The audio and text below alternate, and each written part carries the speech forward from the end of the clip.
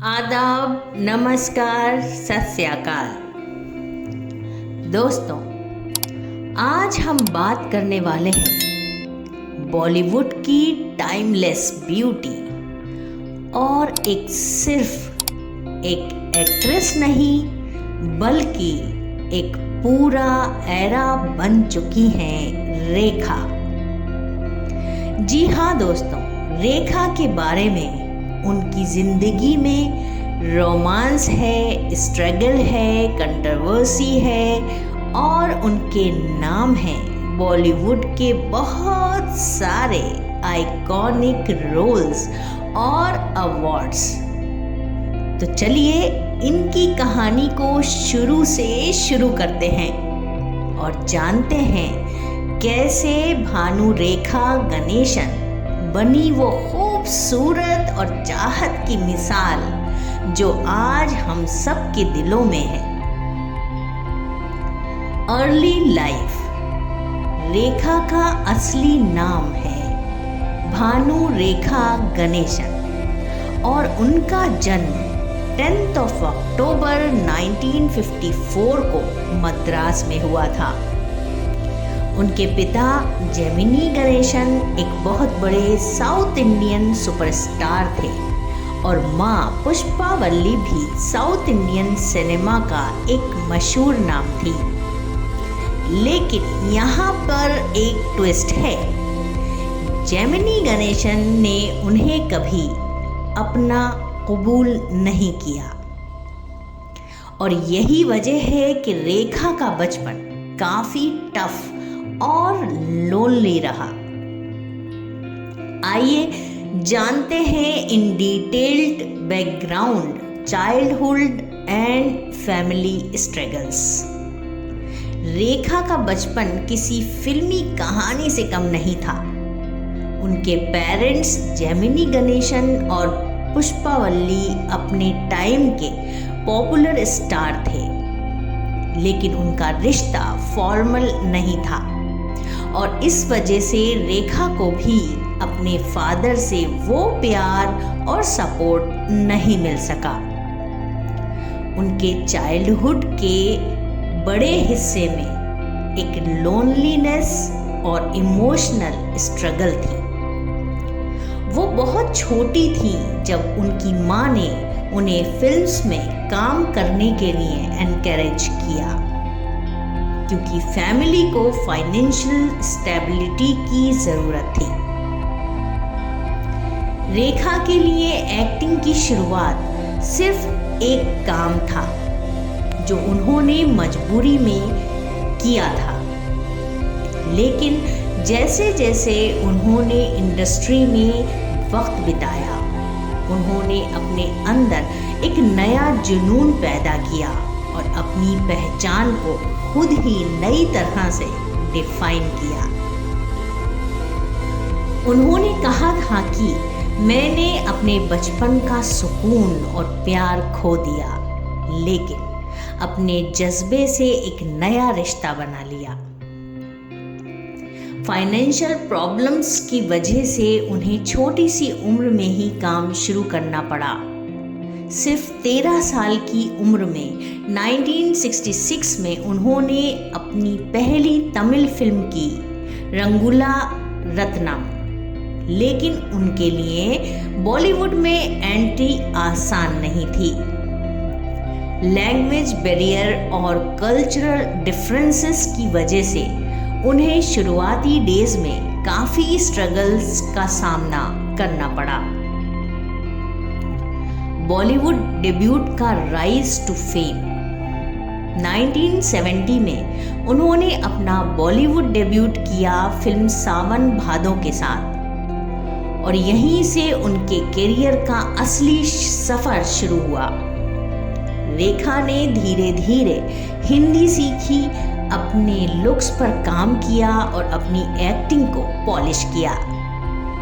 और देखिए उनका डेडिकेशन।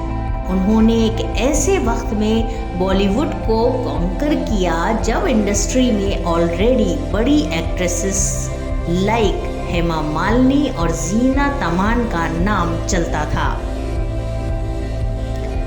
1976 में दो अनजाने और 1978 में घर जैसी फिल्म्स में उनके काम ने क्रिटिक्स और ऑडियंस दोनों को इम्प्रेस किया। लेकिन जो उनका नाम हर दिल और हर जुबान पे ले आया वो था उनका लेजेंडरी परफॉर्मेंस 1981 की फिल्म उमराव जान में, जो उनके करियर का माइलस्टोन बन गया। रेखा ने उमराव जान में अपनी आँखों और एक्सप्रेशंस के ज़रिए वो शायरी और दर्द का एहसास दिया जो आज तक लोग भूल नहीं पाए। Love affairs and marriage. Rekha की ज़िंदगी जितनी खूबसूरत थी उतनी ही कॉम्प्लेक्स भी थी। जिस तरह उन्होंने ऑन स्क्रीन रोमांस किया उसी तरह उनकी रियल लाइफ रोमांस भी हेडलाइंस में रहे। उनका नाम काफ़ी सारे को स्टार्स के साथ जोड़ा गया, लेकिन जो सबसे ज़्यादा कंट्रोवर्शियल और इम्पैक्टफुल था वो था उनका रिलेशन अमिताभ बच्चन के साथ। जी हाँ दोस्तों, controversies and love life, the mystery of Amitabh Bachchan. Rekha और अमिताभ बच्चन के लव अफेयर का बॉलीवुड में सिर्फ एक रोमांस नहीं था बल्कि एक अनसॉल्व मिस्ट्री भी है।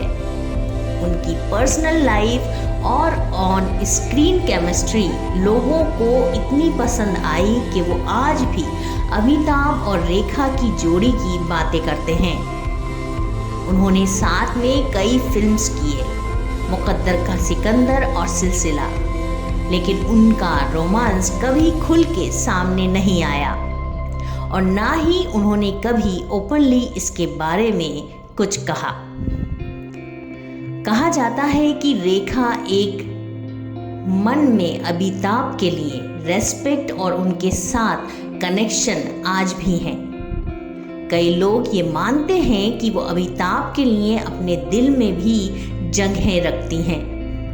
उनकी ये मिस्ट्री और उनकी ये साइलेंस ही उन्हें बॉलीवुड की सबसे यूनिक और शॉर्टेड पर्सनैलिटी बनाता है। उनका और अमिताभ बच्चन का अफेयर बॉलीवुड का एक ऐसा रोमांस बन गया जो लोग आज भी याद करते हैं।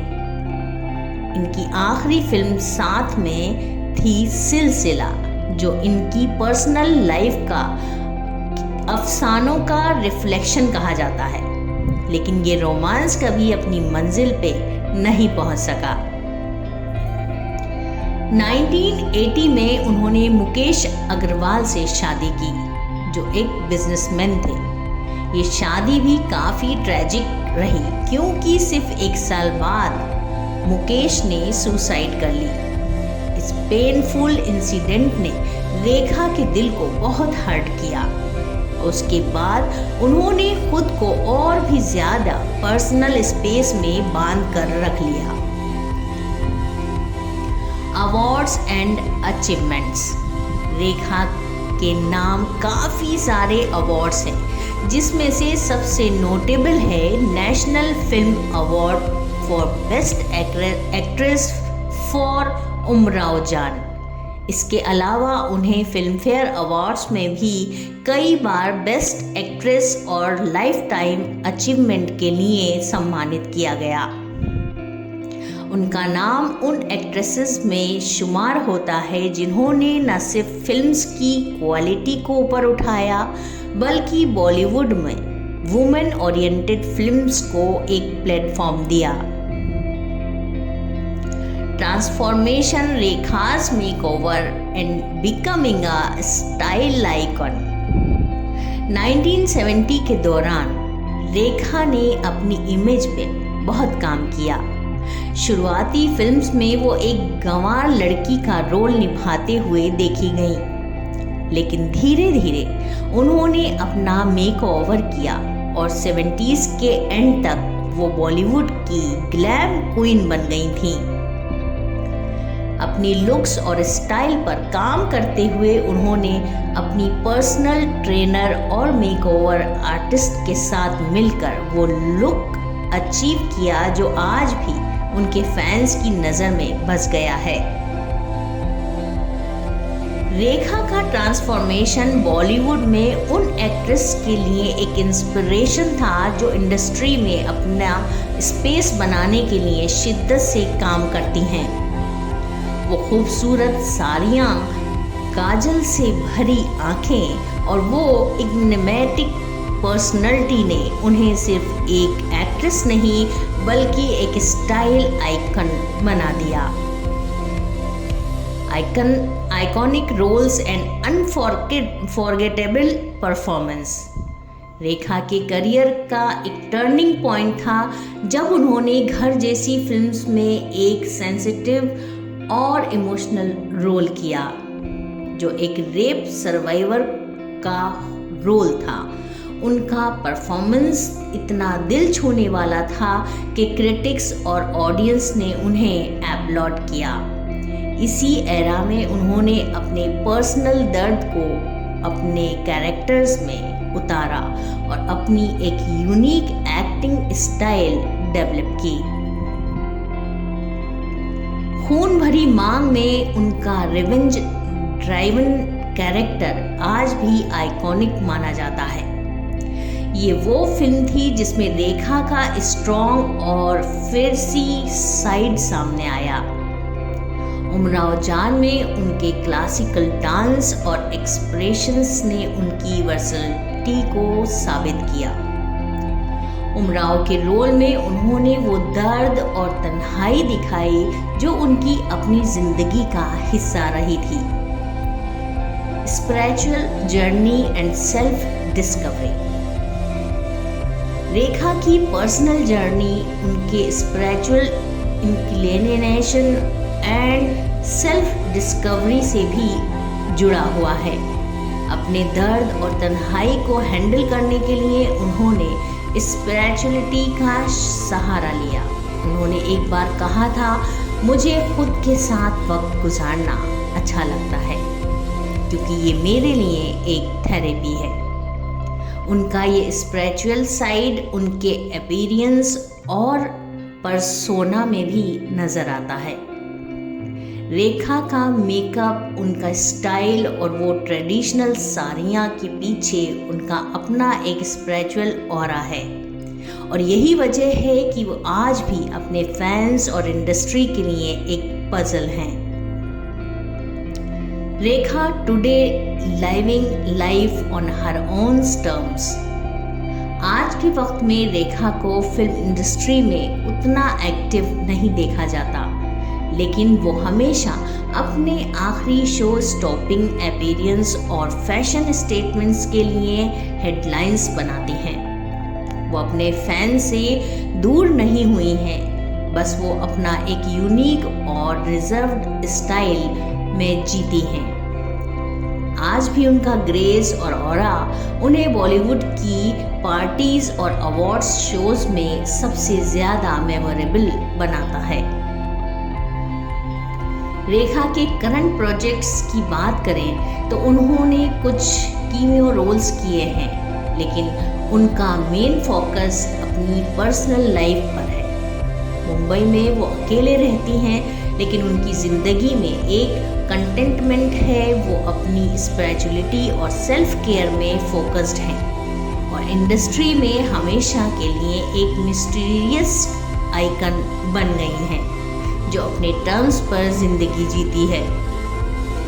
Rekha's recent life and current work. आजकल रेखा बॉलीवुड में कम नज़र आती हैं, लेकिन वो अब भी पब्लिक अपीयरेंस और अवार्ड्स फंक्शंस में अपने यूनिक स्टाइल और चार्म के साथ आती हैं। उन्होंने टेलीविज़न में भी अपना थोड़ा रोल निभाया, जैसे उनका सुपर नानी में कैमियो और इंडियन आइडल में अपीयरेंस, जिसने उनके फैंस को फिर से उनसे कनेक्ट होने का मौका दिया।